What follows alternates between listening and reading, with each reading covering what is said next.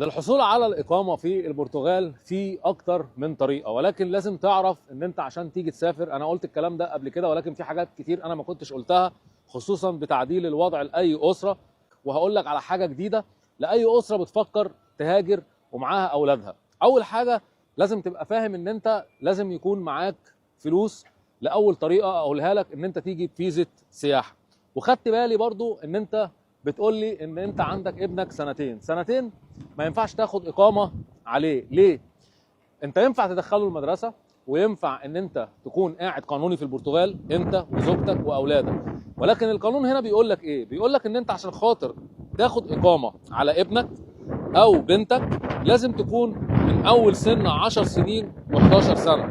هل معنى دوت إن أنت ابنك اللي عنده سنتين ما يقدرش، او 3 سنين او 4 سنين او 5 سنين ما يخشش المدارس البرتغاليه ببلاش؟ لا، بيخش وبيتعامل زيه زي اي حد برتغالي، وبيكون الدراسه ببلاش والصحه والتعليم عموما من غير فلوس. ولكن عشان تاخد اقامه حضانه ليك او للزوجه انت محتاج ان ابنك لازم يكون عنده 10 سنين او 11 سنه عشان تاخد اقامه حضانه ليه او للمدام. لازم تبقى فاهم ان انت تقدر، وده بقى الحاجه اللي انا ما قلتهاش وعاوز اقولها لك، ان انت تقدر ان انت تعمل اقامه في البرتغال عن طريق التكوين المهني بفيزا سياحه.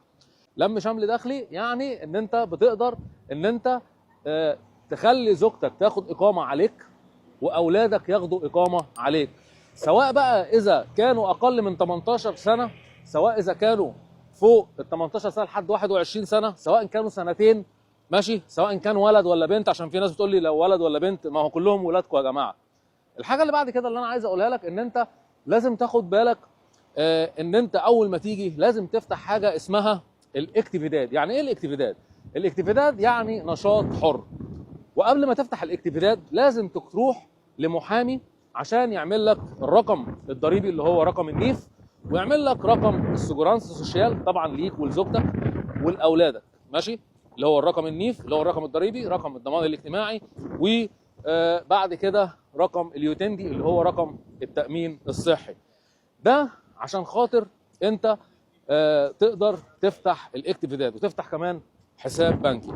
والاكتيفيداد ماشي، او ان انت تحصل على عقد عمل، ولكن احنا بنقول الاكتيفيداد لان انت ممكن تلاقي حد يشغلك بالاكتيفيداد. الحاجه الثانيه لو زوجتك برضو ولدت ماشي في البرتغال، ابنك والحمل تم في البرتغال، ابنك بياخد الجنسيه، وبناء عليه بتقدر انت تاخد الاقامه انت وزوجتك. دي كانت اول طريقه.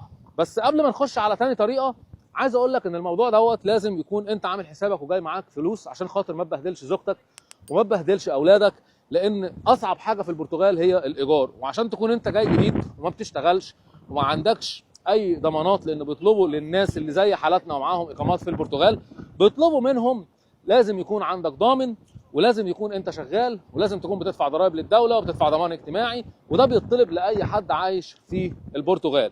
ما تحتاجش ضامن. هتلاقي صاحب الشقه بيقول لك ايه؟ بيقول لك احنا عاوزين ان انت تكون تدفع 6 شهور، وفي ناس ممكن تقول لك ادفع سنه. ليه؟ عشان انت اساسا مالكش وجود في البرتغال، فهو مالكش ضامن وما بتشتغلش، فهو بيبقى عاوز يضمن حقه. فعشان يضمن حقه لازم انت كمان تكون عامل حسابك في فلوس. هي دي اكتر حاجه انت ممكن تدفع فيها فلوس. بعد كده طبعا بتكون انت في الوقت دوت اشتغلت لما بتاخد اقامه التكوين المهني، وبيكون ربنا كرمك، وبيكون ان انت بتقدر ان انت تثبت ان انت ساكن وعندك سكن وعندك شقه وعيالك في المدارس، وبناء عليه انت بتعمل لهم حاجه اسمها لم شمل داخلي. وده بيطلع وده تقدر تعمله عن طريق محامي بيرفع لك قضيه، وبناء عليه بتحدد لك موعد ليك ولاولادك، وبالشكل ده بتاخد اقامه اسرع. لكن عشان خاطر تاخد اقامه على ابنك او بنتك لازم يكونوا عندهم 11 سنه او 10 سنين، وبتجيب الديكلاريشن برضه، بتأجر شقه وبتطلع لهم الرقم الضريبي ورقم الضمان الاجتماعي، وبتروح برضه عشان ترفع قضيه. وبعد ما بترفع قضيه بتجيب الحاجات ديت، والام او الاب بياخدوا الحضانه، وبناء عليها بعد كده يا اما الام بتدي الاقامه للاب او الاب بيدي الاقامه للام. لكن انت لو عايز تعملها بشكل اسرع انا بقول لك احسن حاجه تعمل تكوين مهني ليك، وبعد كده بناء على اقامه التكوين المهني بتقدر برضو تعمل الاكتيفيداد وتعمل لم شمل داخلي ليك ولاولادك، والكلام ده هنا موجود في البرتغال. اخر حاجه ممكن انت تعملها ان انت برضو تطلع بدل ما تيجي في فيزا السياحه. عندك برنامج برضو اللي هو الدي 7، وعندك برنامج الدي 2، وعندك برنامج الدي 8. الدي 7 ان انت يكون عندك دخل سلبي، او عندك معاش، او عندك شهادات، او عندك اي حاجه بتخش لك، عندك عقار، المهم دخل سلبي. ما يكونش الدخل ده بيجي لك عن طريق راتب، يكون الدخل ده بيجي لك كده حاجه انت مأجرها، عامل شهادات في البنك لابنك لبنتك ليك، بتقدر ان انت تثبت ده. وبيكون الحد الادنى للاجور في البرتغال 780 يورو. لو بيجي لك 780 يورو تقدر تقدم على فيزا دي 7. ولو هتجيب زوجتك لازم تزود 50%، يعني يكون الدخل بتاعك 1200. ولو هتجيب ابنك تزود 30%، يعني حوالي 1500 يورو. اذا قدرت تثبت ده بتقدر ان انت تاخد دي 7. الدي 8 لو انت شغلك عن بعد اللي هو الريموتلي، بتقدر برضو ان انت تاخد فيزا اسمها فيزا دي 8. الفيزا دي 7 والفيزا دي 8 مميزاتها ان البرتغال بتقول لك انت بدل ما بتصرف الفلوس ديت وبيجي لك دخل سلبي، او بيجي لك مثلا راتب اللي هو العمل عن بعد عن طريق الانترنت او عن طريق اي حاجه، او انت شغال في شركه وبتشتغل من البيت، بتقول لك بدل ما بتصرف الراتب دوت وانت قاعد في بلدك، تعالى هنديك اقامه وكل واشرب واجر، والبلد هتستفاد منك، وبناء عليه بتديك اقامه، والاقامه دي بتكون بسنتين، وبعد كده بتجدد بثلاث سنوات، وبعد 5 سنوات بتقدر ان انت تقدم على الجنسيه. بعد كده البرنامج الثاني اللي هو الفيزا دي 2. الفيزا دي 2 اللي هي ان انت بتاسس شركه في البرتغال، وبعد ما بتاسسها بيتبعت لك الرخصه بتاعتها، وبتدفع ضرائب للدوله.